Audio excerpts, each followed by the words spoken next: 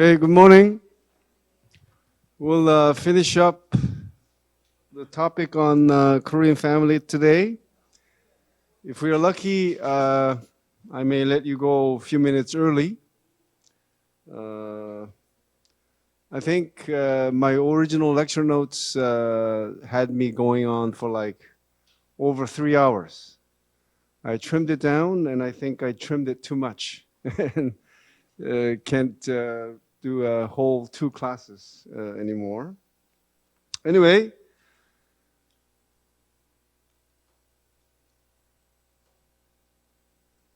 so lecture outline, last class, after a brief introduction, I talked about the characteristics of marriage and family, including some facts about adoption and also how Koreans are getting married at a later age than ever before, and so on, right?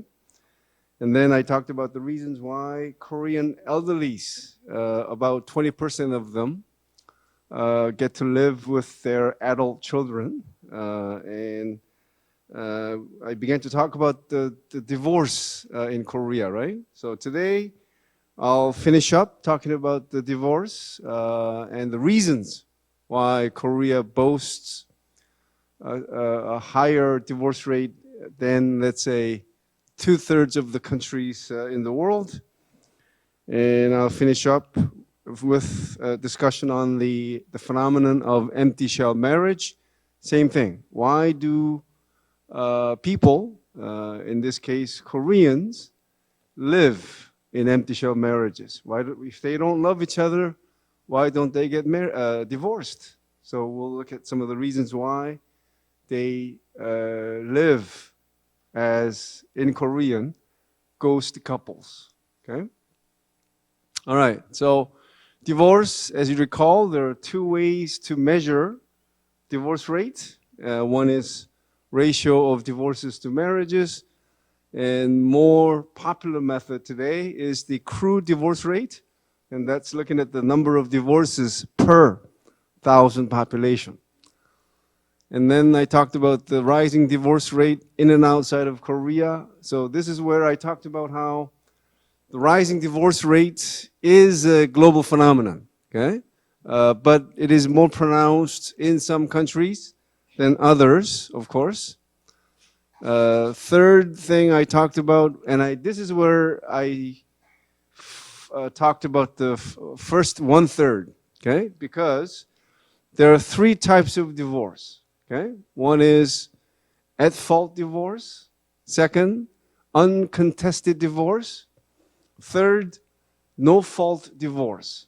So remember, I finished talking about the first one, at-fault divorce, and I sort of made some changes here. So the definition goes like this.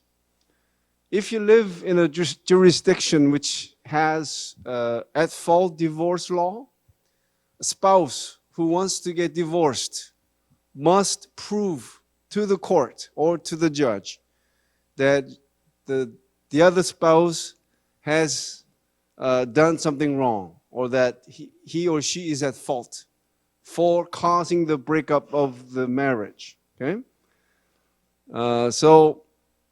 And this is termed grounds for divorce, and was or used to be the only way to terminate a marriage.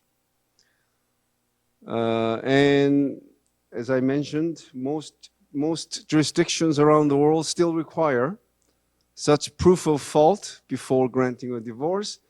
And I finished Monday's class talking about this sad and ridiculous case where a woman had her or convinced her friend to have an affair with her husband, so that would provide grounds for her getting a divorce from her husband, right? So the second type of divorce is uncontested divorce, and this is sort of a happy separation, where two sides agree to get divorced, and they also agree on property division, child custody, and also alimony and other support issues. Okay? And in Korea, about 3/4 of divorces comprise uncontested divorces. So that's a good thing, right? If you really had to drag it out in the legal setting,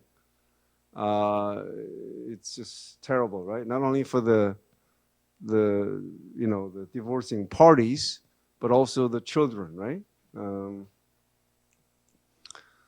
And turning to the third type, this is the most recent, okay? No-fault divorce. Here, a no-fault divorce refers to a type of divorce in which the spouse who is filing for divorce doesn't have to prove any fault on the part of the other spouse. So, if you like, we could have a little discussion as to whether this is a way to go, or what would be the negative aspects of a no-fault divorce law. Okay, so you just simply have to say irreconcilable differences or irretrievable breakdown with respect to marriage relationship. Or you can just say, I don't love my spouse anymore, and I want to be happy. And that would be good enough with no fault. Because again, you don't have to prove to the court that there's something wrong with your spouse for you to continue being in the marriage relationship, right?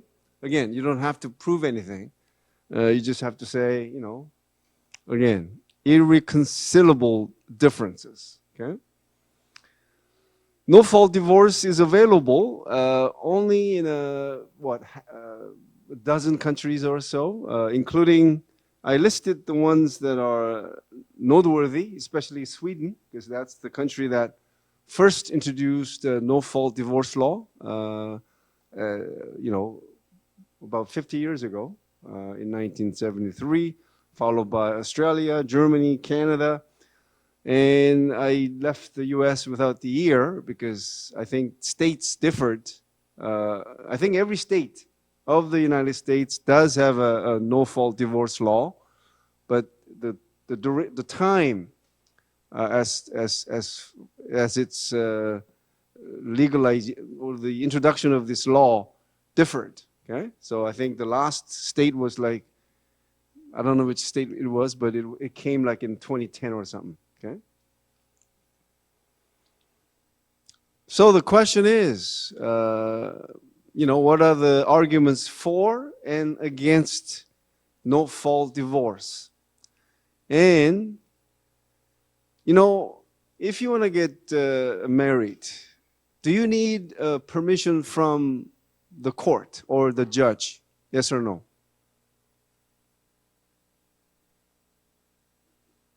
No. You simply, write up this form asking for a license. And it doesn't require any legal proceedings other than checking to make sure that you're above the age of legal, age, let's say 18, over 18 or 19, whatever the case may be. And that's about it. So the question is, isn't it a violation of human rights? When getting married was so easy and it didn't require any legal proceedings, but why do you need a judge to decide whether you should get married or whether you should get divorced or not? Isn't at-fault divorce law a violation of human rights? That's my question to you. And if you have any comment to make right now, you could raise your hand and share your thoughts. If not, it's something I want to serve you with as a food for thought, okay? Because human rights is something which is getting much more attention than ever before. But I don't think too many people really talk about this at-fault divorce in relation to how it may be a violation of human rights, because you have the right to be happy, and if you're not in a happy marriage and you want to get divorced, why should these legal proceedings get in the way of you wanting to be happy, right? So it's something to think about, okay? But before moving on, anyone with a thought on any of these two questions?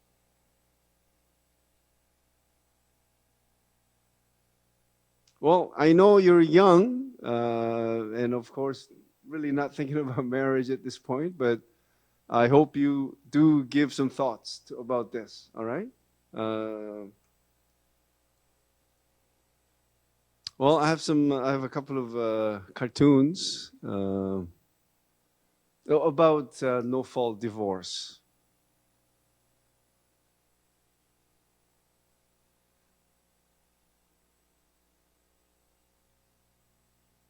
All right, the fourth, remember how I started with the methods for calculating divorce, how the divorce rate is increasing all over the world and so on. And the fourth point is the reasons for the rising divorce rate in Korea. Again, Korea's crude divorce rate is about 2 or 2.1, and that places Korea ranked as like the 25th in the world. So what are the reasons for the rising divorce rate? And there are these obvious causes, right? Incompatibility, economic strife, infidelity, verbal or physical abuse, interference from relatives and friends, okay? These are, except for the fifth one, these are, I would say, universal factors, okay? Or, factors which have been around for a long time, okay? And are common to practically every society. Again, except for the fifth one, I don't think interference from relatives and friends would count as one of the top reasons for getting divorced in the West.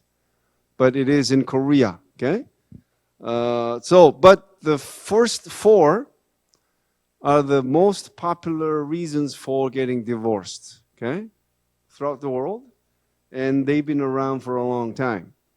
Now, my question is, what are other newly emerged factors which explain the recent rise in divorce rates in Korea? So again, these are the obvious universal factors which have been around. But my question is, what about more recent reasons, okay? Other sort of emerging or more recent reasons or factors which explain the recent rise in divorce rates in Korea. Anyone?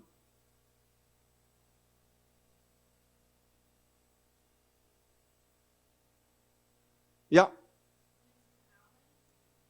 Oh, women's empowerment. That's a good point, but can you be more specific?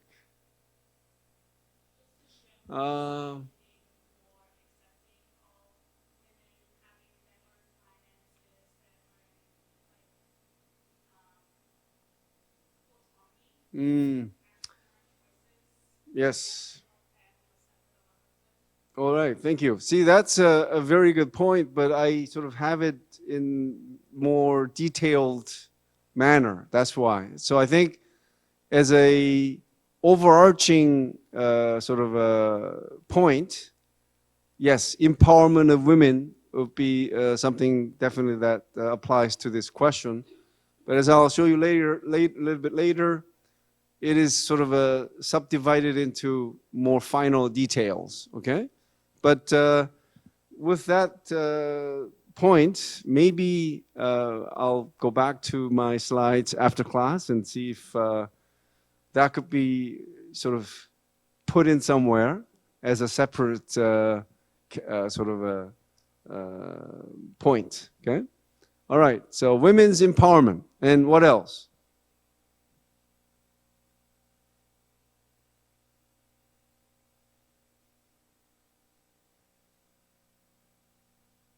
Just one fact. Just yes. Children. Um,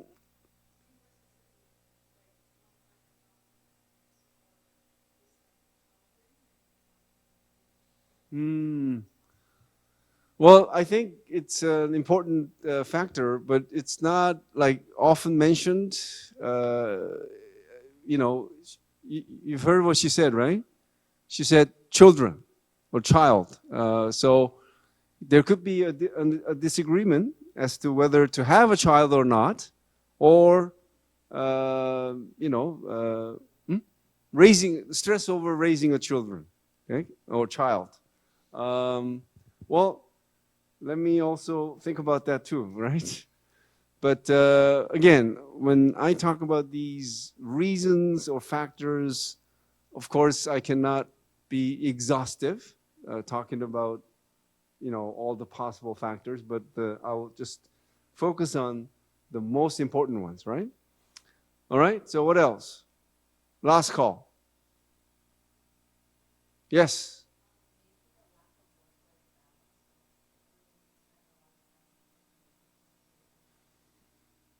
Lack of work-life balance. Wow, that's a good one too. 저기 좀 써놓을래요? 노트에 lack of work-life balance, 그리고 women's empowerment, and child or child rearing. 세 개. 잘 썼어요? Women's empowerment. So I'm gonna go back to these and see if I. 그리고 child rearing 하고. What was the last one? Oh, work-life balance. What a bit. All right. So thanks for all the enlightening comments. Well, here are what I have. And again, if you can come up with something different after class, you could always write to me. Okay, first, so this is sort of part of women becoming more empowered, right? And that's so this is more refined point, right? That more Korean women have become economically self-sufficient. Women who work outside the home are no longer as heavily rely on financially on their husbands. And women who are able to support themselves financially are more likely to seek a divorce in unhappy marriages. It is said that, imagine if every adult woman is financially independent. Just again, imagine. Do you think the divorce rate would go up or go down or stay the same? Go up tremendously, okay? So this is a key factor for the rise in divorce rate, not only in Korea, but elsewhere, okay? Second, changing attitude of Korean women. And this is also part of empowerment of women. As women become better educated, we're talking about Korean women, of course, they became more conscious of their life situations and are aware of other possibilities. So they resort to dissolving instead of tolerating unhappy marriages. So it's sort of a changing attitude of Korean women. Again, they're better educated than ever before, so they become more conscious of other choices. Third, growing acceptance of divorce in Korean society. I think Korean society still has a long way to go, where divorce can be more freely talked about. For example, I think this is true, right? In the West, or let's say at least in North America, a child in elementary school would openly say things like this: my stepfather, or my stepmother, or my stepsister did this or did that. But Korean kids from divorced families would still not mention those. So it'll still be sort of hidden, okay? Although, again, compared to 20, 30 years ago, divorce is much more widely accepted. Or there is, there is less stigma attached to divorce as it was in the past, okay? But again, in comparison to North America, we still have some way to go. Fourth is the growth of individualism. Individualism is the belief that people should, I mean, you know, everyone knows what individualism is about, but, you know, just in short, it's about pursuing one's own happiness and self-actualization, and one prioritizes that over, you know, sacrificing oneself for the well-being of the group, okay? And Koreans have increasingly have come to accept individualism as a way of life, okay? Fifth is so this is about men, Korean men. They, I'm not saying all Korean men, of course. Some Korean men are not willing to accept the changing demands and needs of women, and this is a cause for higher divorce rate, okay?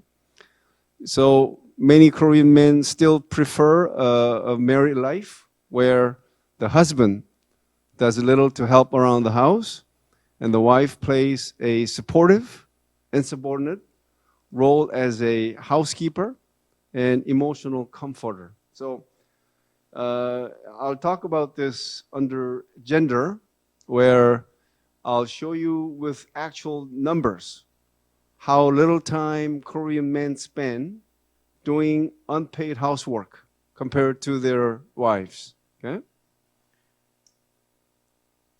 Many Korean men also prioritize their own parents and siblings' affair, those of their wives, okay? And I don't have it here, but also it is true that a lot of Korean men still socialize after work. Instead of going home after work, they socialize as if they were unmarried, like drinking with friends, okay?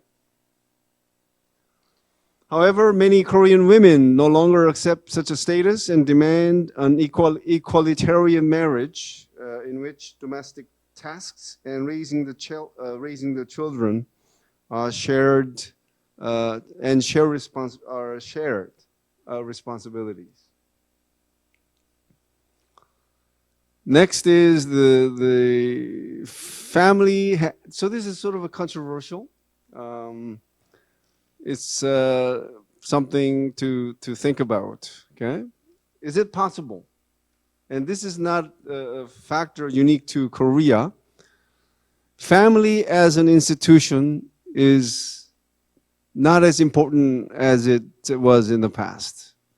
That's a thought here, because even if you look at your own self and maybe compare yourself to how a young person lived sort of a life in a family setting, you would agree that even when you lived at home, you're now on your own, even back home, right? But if you go back to the time when you stayed with your parents and you remember how, compared to how life must have been in a family setting 100 years ago, where the family was the focus. You know, everyone ate dinner together. There were much more shared time. But now, you know, you go home and what do? You go to your room. You connect with the internet and you spend more time doing, Facebook, internet, YouTube, and so on, right? So this is something to think about, okay?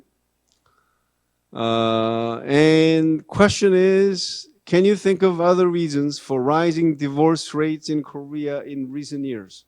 So other than the ones I talked about, can you think of any other reasons for the recent rising divorce rates in Korea?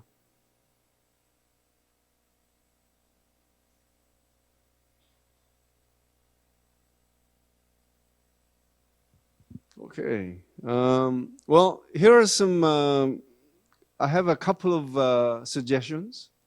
You could agree, or you don't have to agree. And I would call this could be a factor, and that's the lack of dating culture. You see, correct me if I'm wrong. I've been out of the Western dating scene for more than 30 years. But one thing I know for sure, to this question in the West, how many dating individuals did you have before getting married? Without giving you a specific number, let's say, to that question again, how many dating partners did you have before getting married? Let's say to that question, the average in the West is 10. I think that's a little bit of an exaggeration. Let's say 5. It's the same question in Korea. You know what the answer is? It's not even 1. So the dating in Korea, as you may have known, especially like foreign students, is a serious issue. You don't just go up to a person and say, hey, let's go for dinner. To find out about the other person. So that's why, well, things may be different, right? The younger generation is more open to like going out on a date on a more casual basis. What's happening with the young people in Korea? Are they have become more like young people in the West, where dating has become a very casual thing? Any thoughts? Or do you at least agree that dating is more casual in the West? Okay? So, so the point here is that, see, you may take dating for granted, but what does that do to you is this, that by dating, you get to know about the opposite sex more, okay? About the worldviews, you know, how they are different from you as the opposite sex, if the relationship happens to be of the heterosexual nature. But if you think of a typical Korean person in his or her 40s and 50s and even 30s, they didn't have that exposure. Okay? So they have very little knowledge about the opposite sex. So when they get married, when they have problems, they don't know how to deal with them because they just don't have that experience as much as, let's say, Canadians. All right. Something to think about. I hope I didn't offend any Canadian. The second thing to think about is the lack of independence prior to marriage. It's just a personal observation on my part. Okay. Um, it is true, although many young people now live on their own, it is still true compared to the West. Many more young Koreans live with their parents until they get married. Okay? Which means everything is taken care of by their parents, especially mothers. Okay?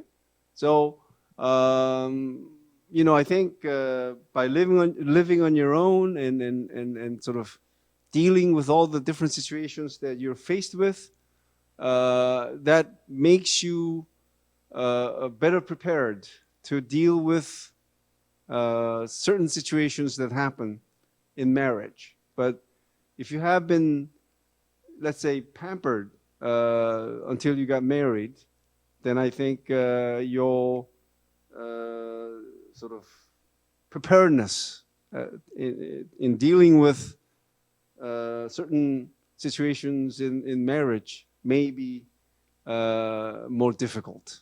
Okay. Well, any thoughts on this? Is there anything about the 2 points that I've made agreeable, disagreeable, or something to add, or additional observation you may have? Yes.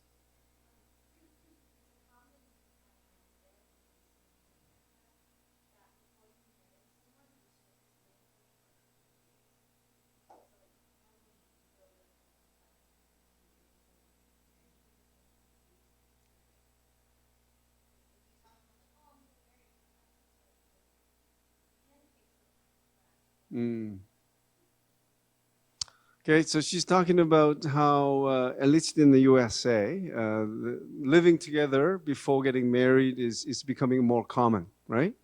And but interesting thing is, do you think if you compare the divorce rate of those who did not live together before getting married versus the divorce rate of those who lived together and got married, which one do you think is higher or lower?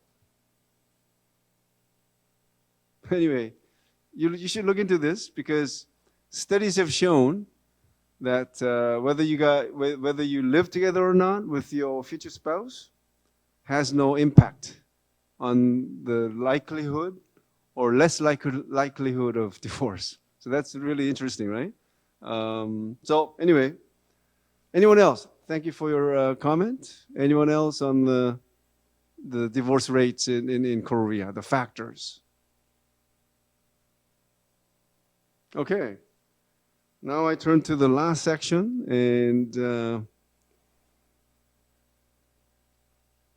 on the empty shell marriages. Okay. Empty shell marriages are known in Korea as show window bubu or show window couples, 유령 부부 or ghost couples. The number of empty shell marriages in Korea, as I mentioned earlier, is unknown. It may be as high or higher than the number of happy marriages. It's a, I think, safe observation, right?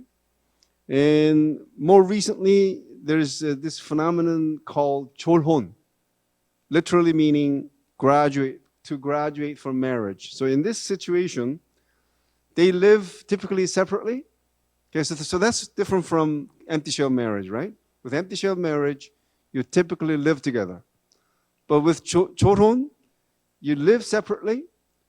You sort of, it's a more advanced show window couple where the only thing they didn't do is to get divorced. But they live separately and they also could date other people. They just don't get divorced. Okay? So is there a term for that kind of a marriage relationship in your country? Hmm? Open marriage. But open marriage, you live together, right? Usually. But this one, they live separately. Well, but I think I should put that in. Open marriage. So this is also something uniquely Korean, I would say. Okay.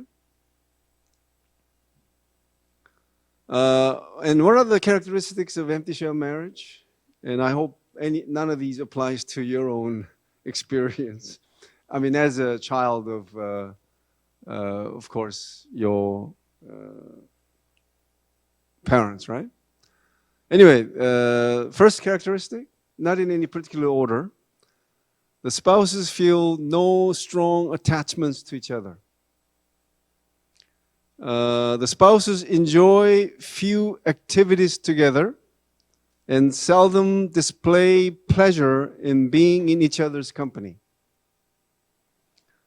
There is little fun or laughter, and the spouses do not share their problems or experience with each other.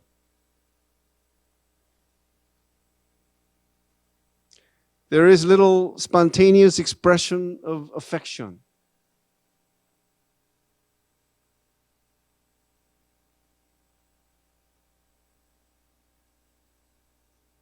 Am I going too fast? I should go a little bit slow because I think I'll probably finish the class in about 10, 15 minutes.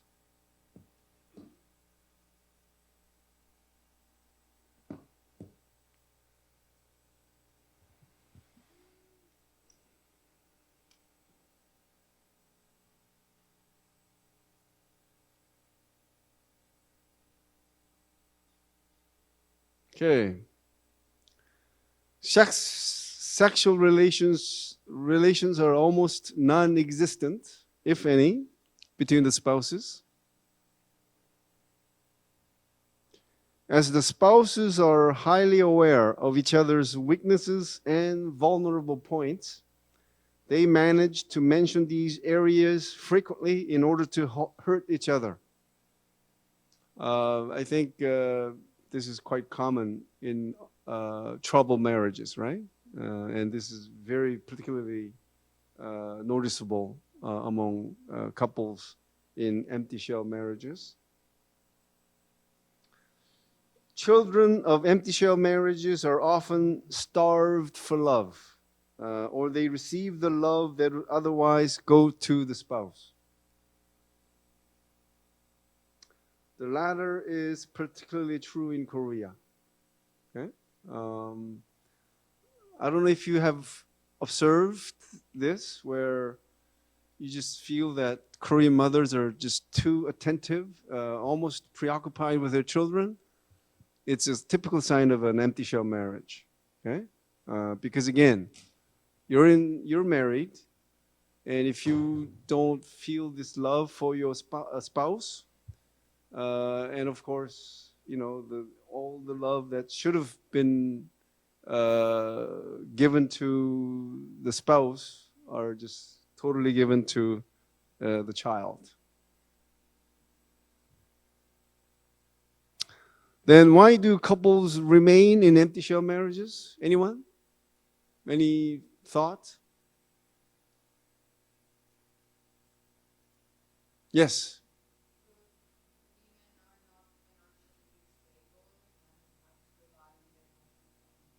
Okay, very good. I don't know if I have it here, but if I don't have it, it should be included for sure, right?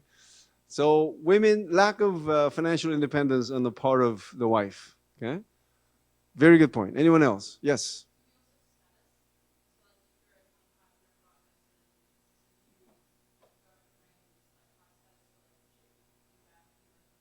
Yes. So it'll be the maintaining the face, right? You want to appear. It's for the sake of appearance, let's say. Okay. Very good. Thank you. Anyone else? Yes. Okay, for the sake of children. Thank you. Anyone else? All right. First, so this is where the children come in, right? Couples, especially mothers, believe that ending the marriage would harm the children. Now, think about this. Do you think, as far as children's mental well-being is concerned, which is better? Being in an empty shell marriage family, where the couples are, remember the characteristics I just mentioned? Do you think children notice that or not? Right? And not only that they know that there is no real love between the parents, but also frequent tensions. Okay? Now, do you think that is worse for the children, or children being raised by a single mother or a single father? So, well, I just want to, because I think usually a question like this, research findings are never one-sided. It's always, the arguments for both sides, okay? But I just want you to know that children living in families where the couples are living in empty shell marriages, they are negatively affected psychologically. Okay, they are. So I think it's not an issue for you, right? But if I was giving a lecture to couples living in empty shell marriages, my recommendation would be get divorced for your children, okay? Because I think, if Korean couples are staying married because they think it's better for their children, if they understood the psychological impact or the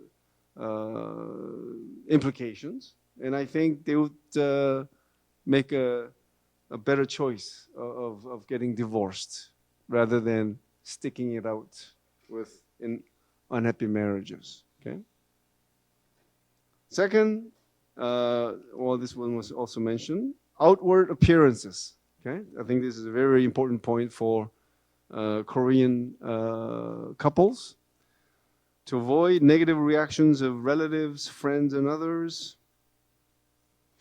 I mean, I think even though divorce is, I guess is getting more accepted all over the world, let's say, but would you agree that divorce is still stigmatized to a certain extent? Right? At least, again, to a certain extent, it is something stigmatized. Third reason why couples in Korea especially live in empty shell marriages,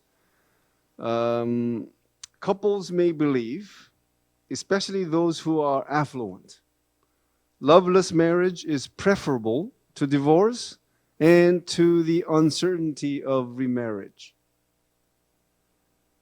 Fourth, investment reasons. Husband and wife may have a luxurious home and other property that they do not want to lose by parting.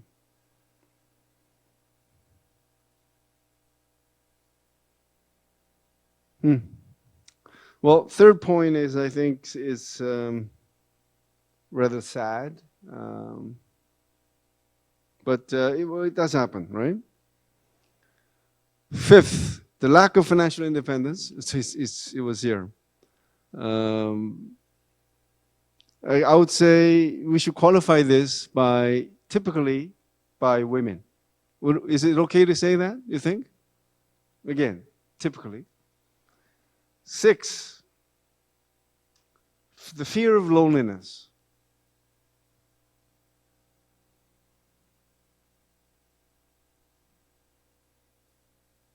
7th, I guess this applies to couples who are very religious, okay? That couples may believe that getting a divorce is morally wrong, okay? And voila, that's all I have for you today. Do you have any comments or questions about divorce in general or divorce in Korea in particular? Or any aspects of the Korean family? Was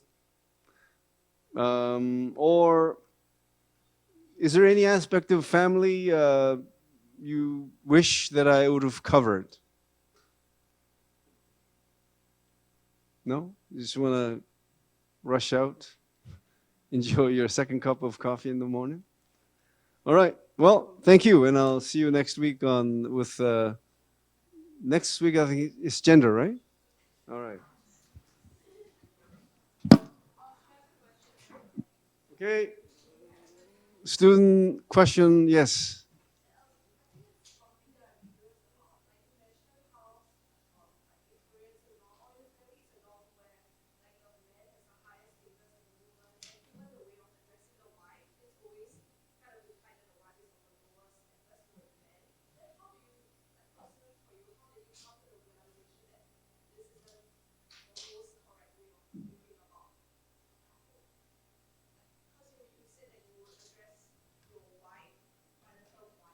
Yes.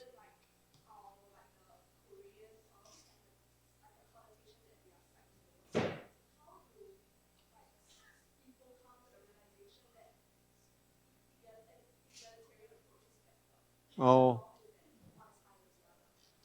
Well, you see, I mentioned that there are no egalitarian terms for wife in Korean, right? Now, I don't know how many Korean men actually know that, because they just use it without thinking that it is a sexist term. So I think Korean men do have a long way to go to fully realize how the ways they carry themselves tend to be very sort of oppressive, because I sort of mentioned in passing, but can you imagine back in your own country, husbands, your fathers, after work, hanging out with their office colleagues or friends on a daily basis, almost every day, until they retire? I'm not making an exaggeration. Typically, Korean men, after work, they either meet their colleagues or their friends for drink. I think that's happening less among people in their 30s because they are more concerned about this work-life balance. But I'm talking about people in their 50s and 60s. That's their typical way of life. And on Friday, do you think they'll be spending time at home with their wife? No, they're out drinking with their buddies. And that's all in total ignorance of the wife's needs. Okay, that's just at least one example where I think the divorce rate could be much higher if the wives had the same standards and expectations as the wives in North America. That's definitely for sure. Okay? I don't know if that answered your question, but all right. Thank you.